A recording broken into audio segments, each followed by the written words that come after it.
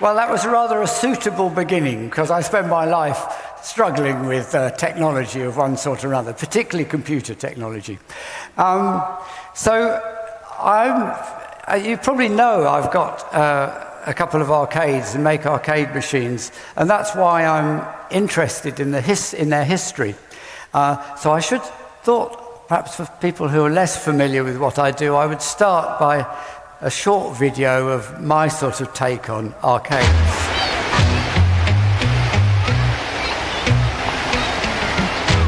So this is Southwold Pier in Suffolk, and this man's got his hand in a cage with a mad dog. This is the Bat Escape, which is designed to look as if it's going to go under the water, into the North Sea. But actually, of course, it doesn't. It just wobbles you about a bit while you watch a fish tank, or a video screen behind a fish tank. You get attacked by a huge shark, and the craft breaks up, and you get dribbled on by water as the water leaks in. This is fairly self-explanatory, except there are gloves hidden in this shot that come out in the centre of the machine to inspect you between the legs.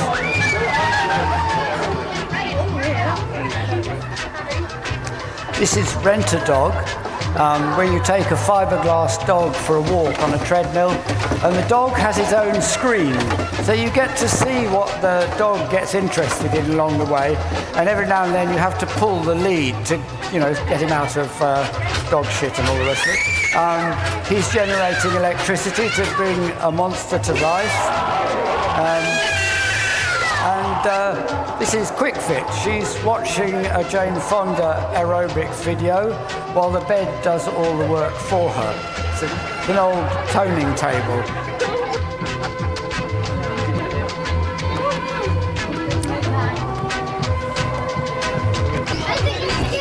This is the chiropodist. You have to take your sock and shoe off and put it in the treatment bay, your foot in the treatment bay at the bottom, and you feel sort of quite peculiar things on your foot. This is the expressive photo booth that does different things like dropping the seat unexpectedly to provoke different expressions before taking each photo. Micro break, all-inclusive package holiday, including 30 seconds of suntan from a heat lamp. And last but not least, mobility masterclass, where you train for your future trying to cross a motorway with a Zimmer frame. And the screen view is actually a view of the model at the top, so that your friends can see what you're up to and encourage you when to cross. So anyway, that's my sort of arcade.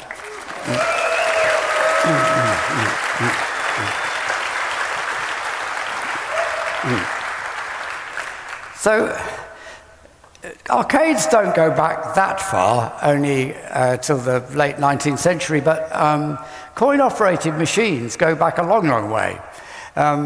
Hero of Alexander is supposed to have made a coin-operated water dispenser in about 150 AD, I think that's roughly when he was alive. The coins drop on that thing that looks like a spoon and lift a valve that lets the water come out. I don't know whether this was actually made or whether it was just a proposal, a design. And there wasn't much of it. So really the history of arcades starts, I think, in the sort of 18th century with automata. This is sort of evolved from clock technology, and these things have clockwork motors in the base. And by the 19th century, France in particular had quite an industry making little figures like these, and that sort of thing. And these were just quite expensive, bought by rich people individually, not on public view generally.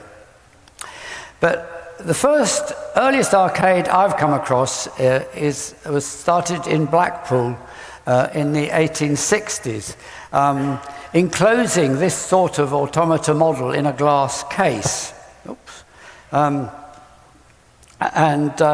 With a clockwork motor below on the right, and the thing that the coin falls onto, lower left, very similar to Hero's of Alexander's water dispenser. But the subject matter was completely different from the French. This was sort of seaside humor. It was quite spooky. There were ghosts and monsters and drunks and all sorts of bad behavior, but in such a silly way that it wasn't, I don't know, offensive or really scary. But that seemed to what seemed to work in Blackpool. And these were made by a man called John Dennison, and he hired a space under a boxing ring in Blackpool to house his machines. It all remained very little known until the late 1880s, when it was decided to build the famous Blackpool Tower. And they decided to build it right on the spot where he had his arcade and the boxing ring. So although they had to move out while the tower was being built, as an existing tenant, he was offered a space in the base of the tower. Oh, there's another Gowl. I forgot about him. Yes, sort of black monster. So here's the tower installed. And it was a huge success. And so everybody who came to Blackpool had to go to the tower. And then Dennison's Arcade became famous. And I think that's why it's better known. I think it's possible that other arcades were established at that time, because it was a period where people were mad keen on patenting all sorts of just mechanisms. It was seen as a way to get rich quick. It was almost the AI of its time. And some of these patents were very specifically to do with coin-operated automata. So I should think there probably were a few more arcades, but they're not well recorded. What really changed the fortune and gave birth to many more arcades... Oh, I forgot. Oh, wait a minute. I forgot about the just a diversion on these patents. What they did result in was a lot of vending machines. So this is a machine for vending postcards. There was other ones for vending drinks and food, and various other things. But what I particularly like about this was the field day that cartoonists had with this, thinking of all the possibilities of vending. And so this is a way of saving money on lawyers, and this one is fairly self-evident. It's explanatory. But this is a diversion. What really established many more arcades indirectly was a contraption called the kinetoscope, designed by Thomas Edison. George Eastman in America had perfected the first movie film and the camera, and Edison made this viewer.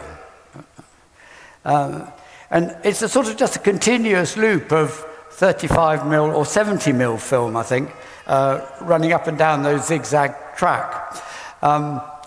And being always ever the businessman, Edison set up a sort of franchise model, which was very successful at persuading cities all over Europe and America to start up kinetoscope parlors. And these were really successful because it was the very first time that most people had ever seen a moving image. And so they were happy to watch absolutely anything. Even somebody sneezing was a sort of a huge novelty. And some were really novelties.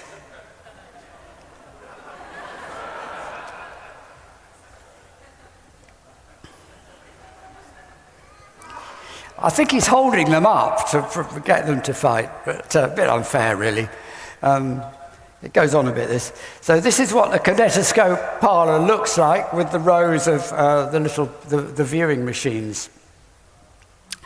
Well, although they were very successful, I think they started late 1890s. By 1905, the first cinema had started to arrive.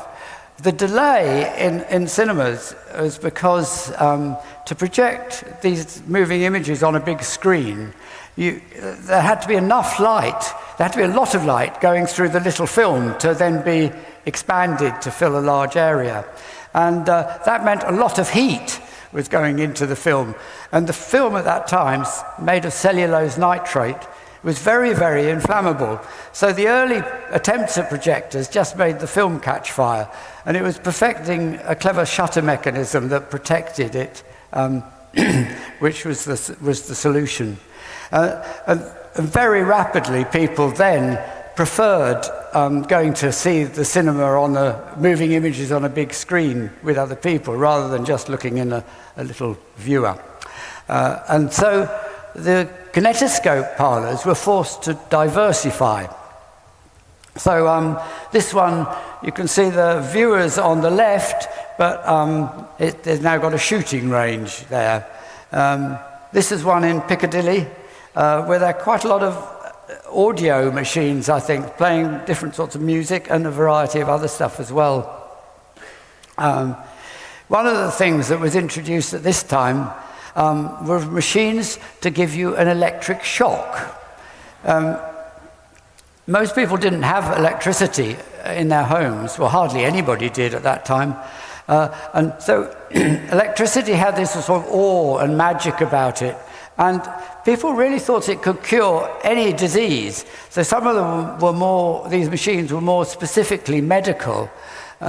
This one, you hold on to the two handles at the outside, and it gives you a helpful list of all the diseases it might cure down the bottom. The really mysterious one, which I don't really understand, is this German version of an electric shock machine. Quite why a pig should give you an electric shock, I don't know, but it's too good to leave out.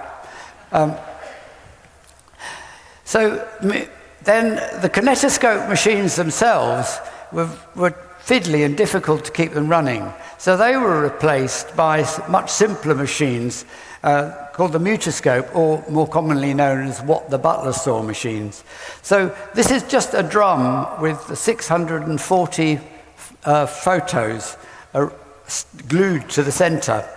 And when you turn the handle, it just flicks over them one at a time.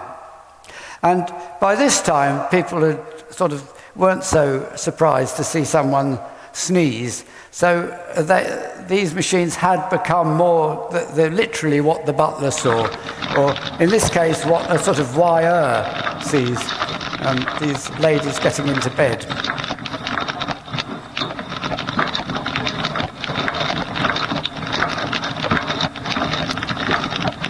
And every now and at some point it cuts to the picture of the man looking on at them.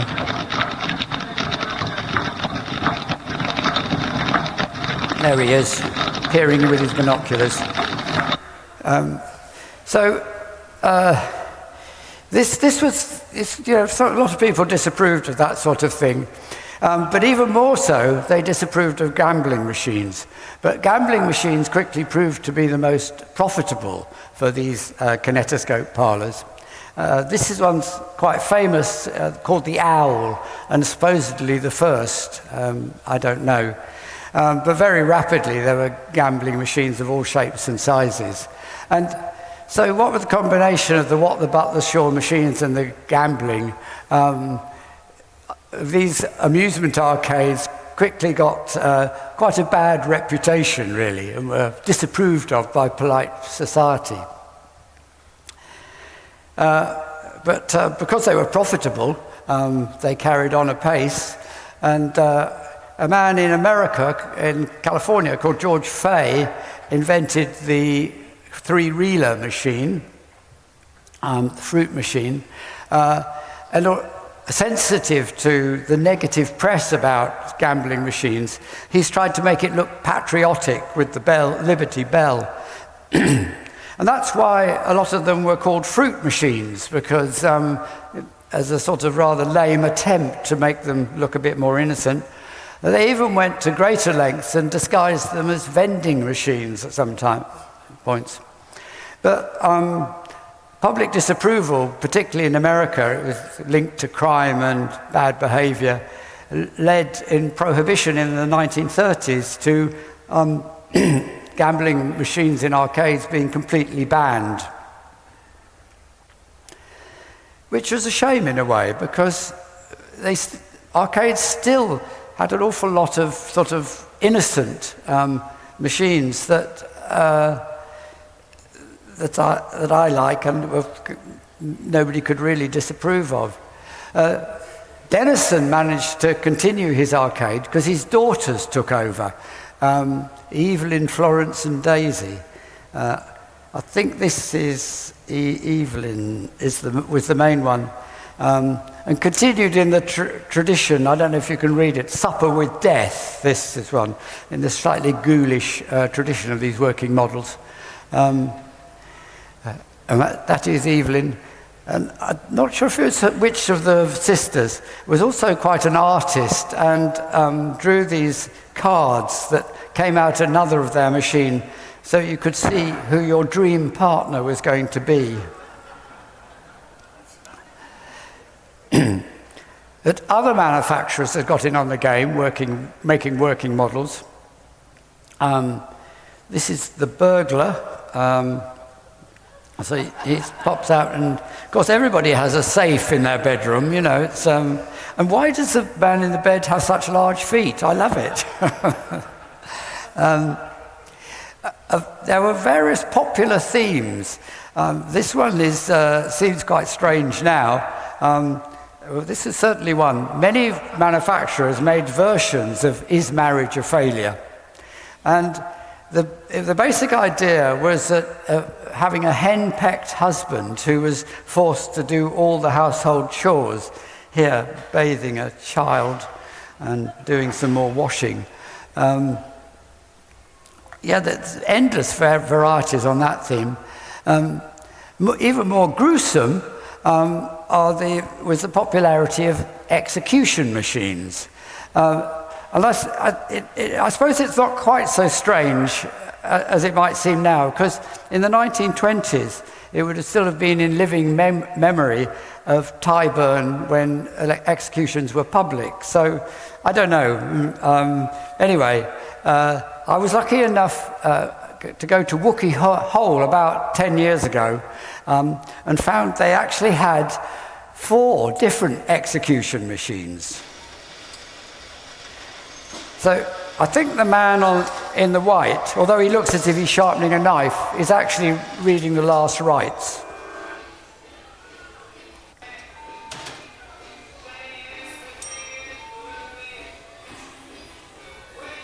Another priest on the right.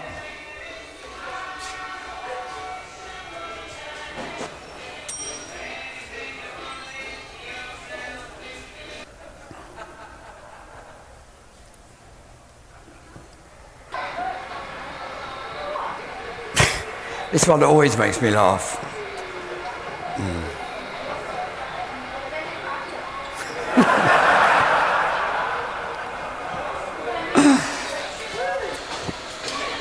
This is probably the most elaborate one.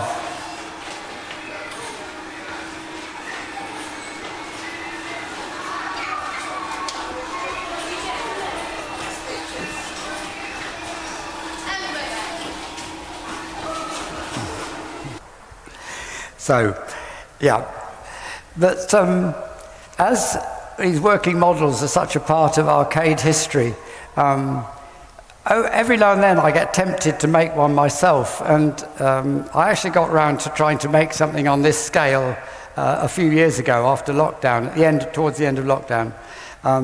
This is my machine. It was inspired by notices on the tube that sprang up saying, "No staring." And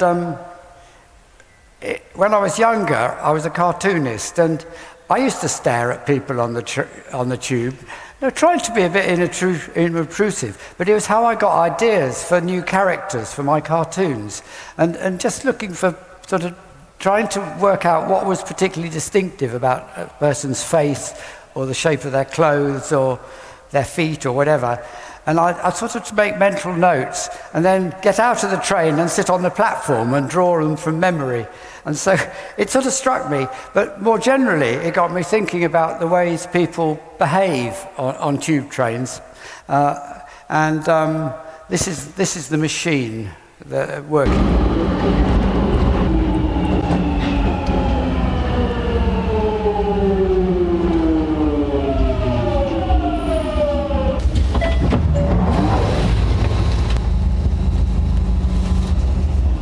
The doors, move away from the doors, move away from the doors. The doors, mind the closing doors.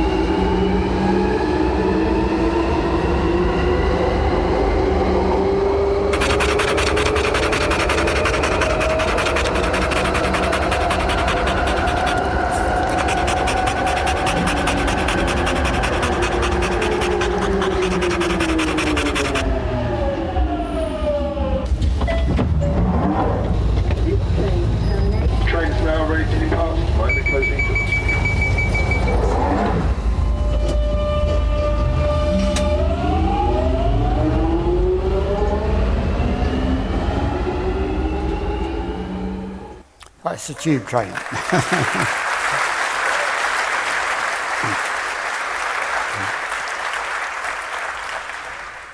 So I'm now going to jump forward a bit to the end of the Second World War, when Europe was broke, but America was fabulously wealthy from selling us all the armaments.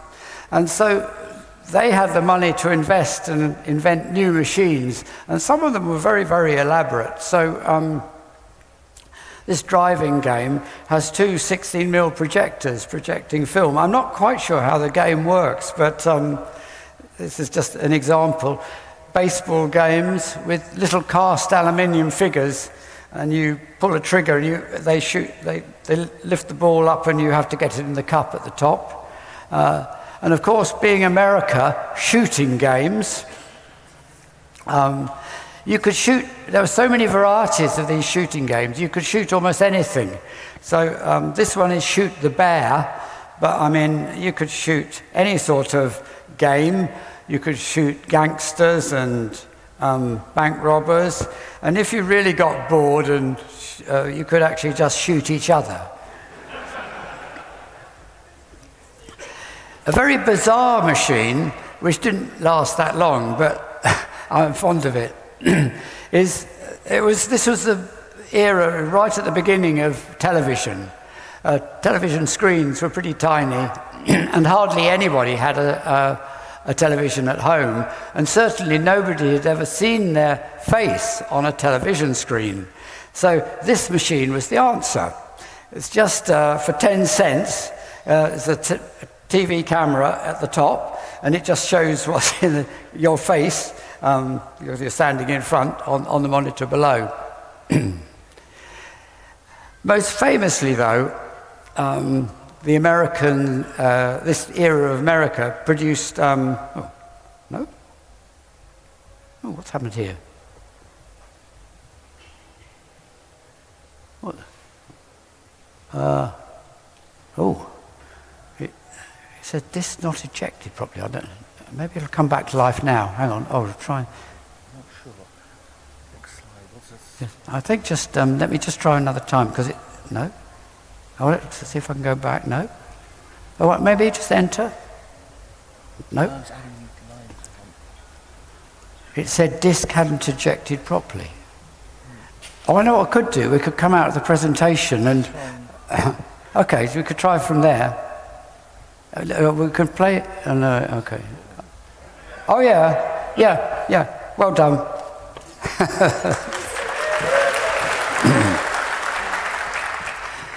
This computer stuff is not my area of expertise. I muddle along, but anyway, so yes. This supposedly is the origin of pinball, a machine called baffleboard. But it wasn't long before they had the sort of familiar shape. And the amazing thing about these pinball machines is just how complicated they were. I mean, they were some of the most complicated electromechanical gadgets that the public would ever encounter. This is what they look like underneath. It's amazing that they were able to make them reliable, really. And also, I mean, enthusiasts do keep vintage ones running, so they must... So you have to get to know all this maze of stuff. Well, Europe gradually recovered, and there is one great British innovation in this period, which is the penny fall machine, or penny push-up, invented by Cromptons of Ramsgate. So you've all seen these in arcades, I'm sure. In case you don't know how the arcade makes money out of them, it looks as if all the money is falling off the edge of that thing, which it is, but what you can't see is that two bits at the side bits, the red and yellow sections at the side, cover up the outer edges of that ledge, and all the money goes into those outer edges, goes into a separate box, and that's what the arcade keeps at the end of the day. So it creams off about 30% of the coins that fall over the thing. Even so, you know, you can spend a pound's worth of 2p's will keep you entertained for half an hour or so, and I still enjoy playing with them. So the electromechanical machines got more complicated, but there's this strange pre-computer games started to appear that are very rare now. Very few of them remain. And they're sometimes called black light machines. And they're basically, they're pretty boring from the outside. The periscope on this one is three-dimensional, but everything else is flat. And then this one I managed to actually play this one. There's a vintage arcade in San Francisco called Musée Mécanique. And Daniel Zielinski, who runs it, he does very well out of it. So anything interesting that comes up on eBay, he can afford to buy. And he bought this and got it running. So the basic idea is that it's inside, it's just this, really all the action happens within the black screen above the steering wheel. There's a mirror at a semi-silvered mirror at 45 degrees. So you can brightly light things behind the mirror or things reflected in the mirror and sort of combine two images. And I was mesmerized by this effect. I mean, I didn't think it just looked so spooky. And I wouldn't make a driving game out of it, but something to do with ghosts and ghouls in the tradition of English arcades, I was convinced was a good idea. So I got back to England, and it wasn't long before I'd started on this machine called iZombie, with the idea of the theme about phone obsession. So you've got these zombies coming towards you. Oh, yes. Zombies coming towards you. And you'll see that you're a little man, you've got a little figure, and you're trying to avoid them as they come towards you.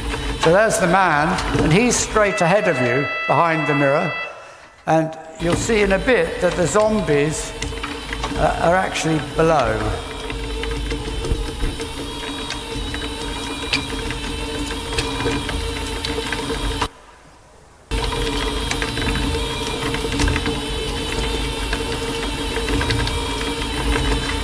This was a rough prototype for the actual figure, but I just wanted to try the game out at the time. Oh, there you are. Now you can see the zombies on the belt below and the man behind. And this is my grandson, Sam, trying it out for the first time.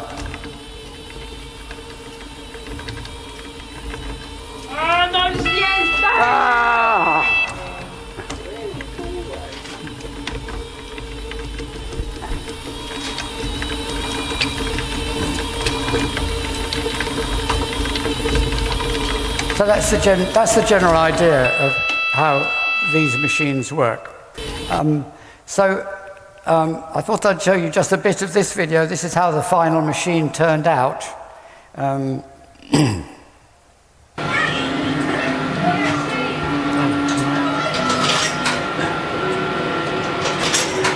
you an iZombie? You are about to find out. To get started, place your phone in the red phone holder below.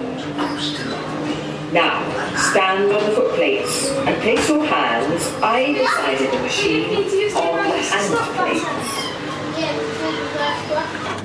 You are now in position to face the iZombies. Slide the hand plates from side to side to avoid bumping into them. You have 9 lives.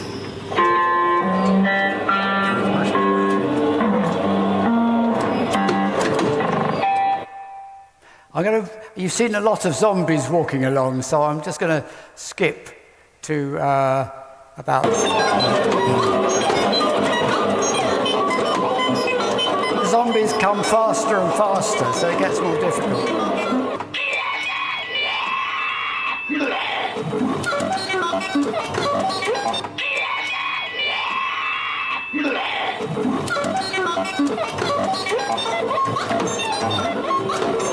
Time up. You have survived the ordeal and didn't let the zombies suck you in. To ensure your continued rehabilitation, we have, free of charge, confiscated your phone for 3 hours.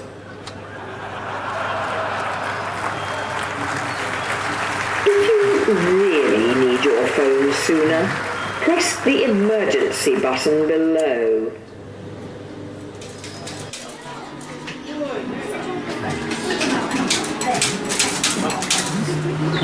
This proves your phone addiction is worse than we thought. You are truly an iZombie.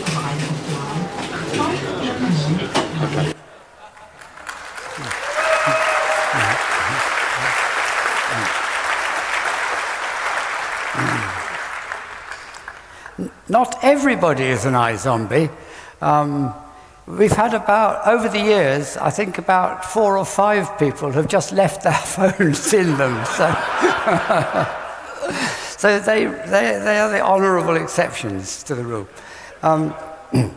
So anyway, it was interesting. It was only a lot. I was working with a couple of other guys on the main machine, and we were just having coffee together one day when we thought up the idea of stealing the phone right when the machine was nearly finished. It was a very, very fortuitous addition. But these were these blacklight machines with the semi-silver mirrors. It's almost as if they knew that video games were on their way, which perhaps they did. And this was... I played my first video game on a machine not unlike this, except the oscilloscope screen was smaller. It was a version of Lunar Lander that I played in 1970 or 71 at Cambridge University's maths lab. And I was very bad at it. But, people were excited about it, and it wasn't long before more practical games came along. And one man's particularly influential in this is this man called Nolan Bushnell, who you may have heard of. Electrical engineer and businessman, who funded his way through college working at arcades and got fascinated by the workings of the machines, and wanted to go on doing that, but wanted to get a job at Disney, but they weren't interested, and ended up working at Ampex. But there he met another engineer who was equally interested in arcade games, and together they contacted an existing games manufacturer who made a fiberglass case and control panel for this machine called Computer Space. I think the actual game was based on a previous game by somebody else, but this was their final version. It wasn't a commercial success, partly because the game wasn't that obvious. You had to understand all those buttons on the control panel before you could get going, really. And the other reason, which Nolan Bushnell said, was that the games company, the arcade manufacturer, just didn't market them properly. So he decided that the next one he made, he was going to work with a bigger organisation and try and do it properly. And I think it might have been Warner Brothers. I should have checked this fact. But he found some large company that was keen to have a game related to tennis for some reason. Well, it was a very lucky combination, because this resulted in Pong. Which you have to make the paddles go up and down if you're not into early computer games of that date, just by pressing the buttons up and down. It's a fun game. We've got a version of it. Hang on, I shouldn't have got, what's that? We got a version of it in Novelty Automation, made by Ian Sharp, who's probably somewhere in the audience, where you use, there he is, there are two exercise bikes, and you compete by cycling one way makes the paddle go up, and the other way makes the paddle go down. And people get very excited by doing it. Well, the success of Pong led Bushnell to establish his own company, and he named it, he was obsessed by the game Go. And there's a checkmate move in Go called Atari. And that is the origin of his company name, Atari. I think he was quite combative, though, and he fell out with the other directors and didn't last there initially for that long. And so he left and instead started up this pizza chain called Chuck E. Cheese's. And it's not so different as you might think, because he started off with this vision that what people wanted to do was to play computer games while they ate pizza. And so this was sort of on to another way to fulfilling his long-term ambition. He later, Atari went through several different hands, and later he was reappointed to be chairman or something, some grand position of Atari. So anyway, that was the origins of the first computer arcade games. Of course, it wasn't long before home computer games could do just as much, and then developed more quickly than arcade games. And so it was just rather expensive playing games in an arcade when you could do it at home. It was sort of unstable period. But also things were going on in the Far East. After the war, America was trying to get Japan's industry, a more peaceable industry, going. And this is Sega's very first machine, a direct copy of an American one. But it wasn't long before the Japanese had taken off on their own trajectory. So the Japanese, if you've ever been there, they have a particular fondness for vending machines. You can buy almost anything out of a vending machine in Tokyo. And I have to conclude this slide. This is the oddest one. This machine is a claw machine, except what you catch are live lobsters for your dinner. The other thing that Japan got into were simulators. And so this one, somebody sent me this a couple of years after I made Rent-A-Dog. And it's a dog walking machine. So you see the dog's progress on the screen while you walk along. But the dog's just sitting on the kennel, it doesn't move. And it's really very inferior to Rent-A-Dog, where he probably walks along. But in other of these simulators, they did really well. So when I was there in 1991, this was my favorite. It's a machine called Tokyo Bus Driver.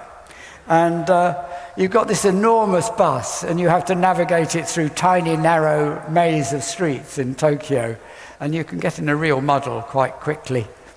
The oddest machine, and I think this might be Korean rather than Japanese, is this one, Bunga Bunga. And you pick a sort of villain, and I think all the game just consists of smacking it in its bottom. I've never actually seen this machine in the flesh, but again, too good to miss out. The other sort of machine that Japan and Korea are famous for are pachinko machines. Pachinko is fascinating because it's basically gambling, and it's sort of, I don't quite know how it survives because everybody knows it's gambling and it's not really legal. It's a sort of loophole that they get various legal loopholes that they manage to do it. So in these machines, you don't put a coin in. You pay for a box of balls that you buy at the counter that you put into the machine. And at the end of your go, at the end of when you're ready to leave, you take all your balls back. And if you've come back with more than you started off with, then you get a slip of paper that just a receipt for your winnings. You take this slip of paper to a sort of newsagent or tobacconist round the corner, and they swap this little bit of paper for money. So it's a sort of indirect form of gambling. So it's because it's illegal, there are very few videos of it. This is the only one I've found. It's very poor quality, rather noisy, and I tried to edit it, but it just it crashed crashed Premiere Pro. So I apologise if it's a bit noisy, but it gives you a sort of flavour of it.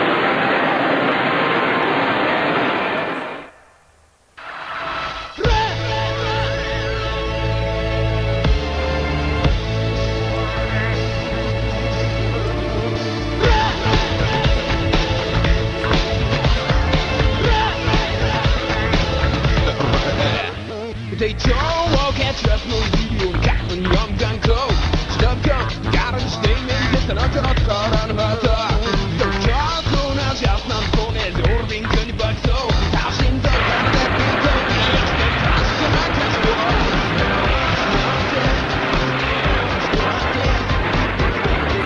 These sort of manga cartoons are what would have been the reels, but are now just a video screen.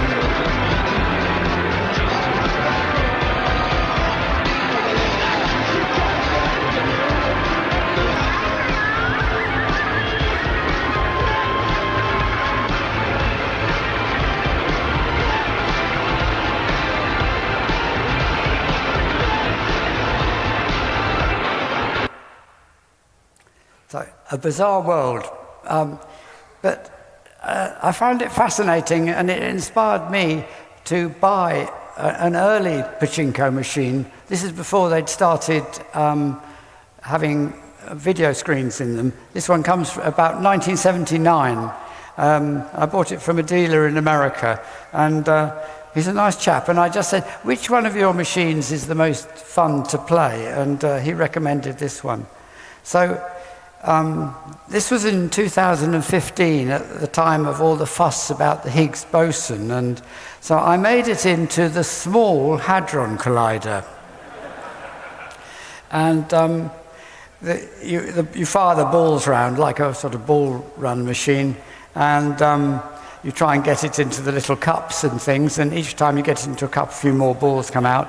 And then each time you win something, the little screens above, they flip over and tell you what you've discovered and its significance.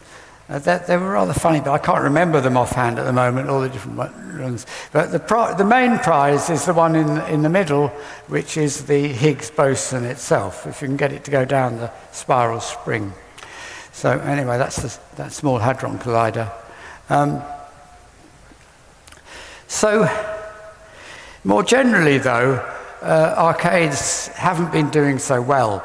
And it's partly their own fault. I think they relied more and more heavily on gambling. And the gambling just became more cynical. If you go back to the 1940s, the fruit machines, when you pull the handle down, you're winding a clockwork motor. And it sets off a sort of a chain of gears that whiz round and sets the delay that the levers pull in to lock the reels. And there's quite a lot of randomness in this, according to friction and how hard you pull the handle and stuff like that. So there is at least an element of chance in that.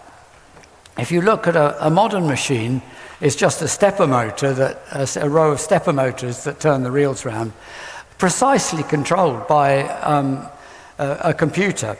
So the computer sets the odds absolutely precisely and does sort of clever things like, if nobody's played it for a bit and somebody comes up, they assume that they're new to it and it'll make sure they win a bit to suck them in and keep them playing initially.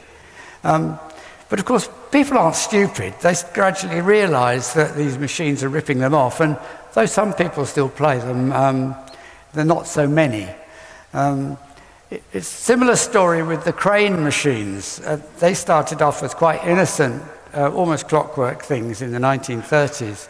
There definitely was an element of chance in it.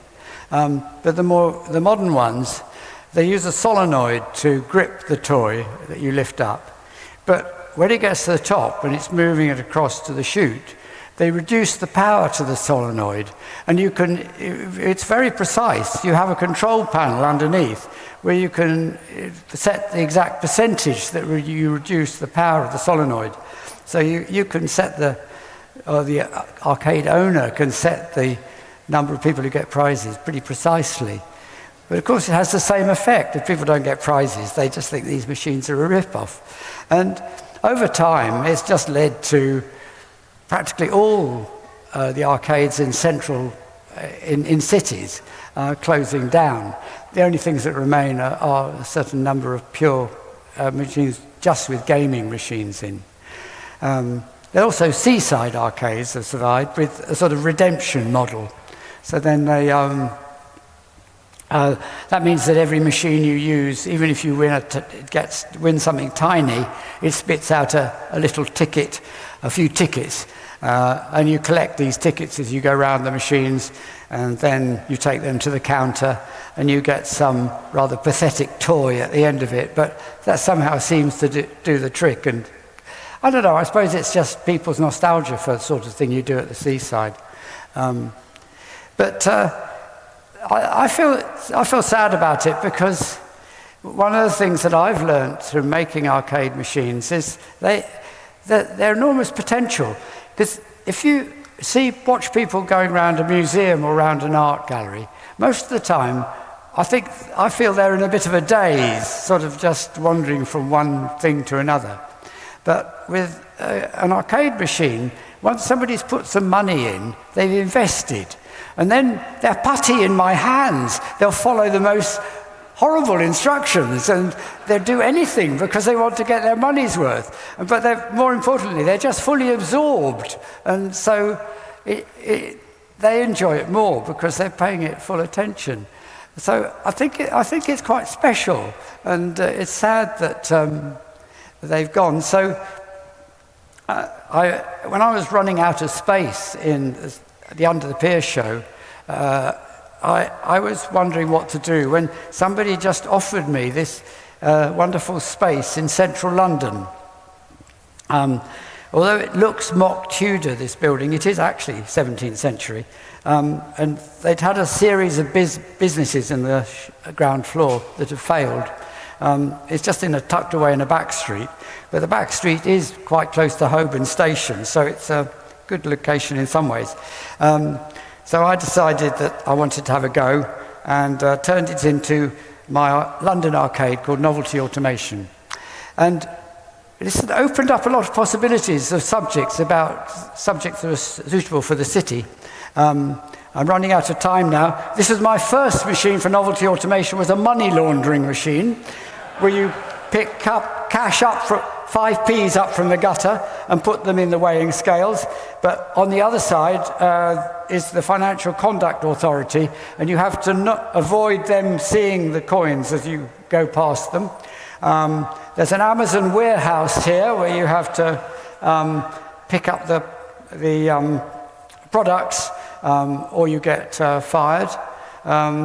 And this is a joke about the enormously heavy electric cars and seeing mums picking their kids up from school. And this is the machine I brought with me, which is in the arcade, and is about green energy.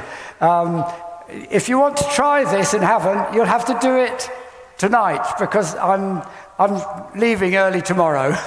So, but I've been flagged with the 1 minute, so I think I'm going over time. So I'll stop there. Thank you very much.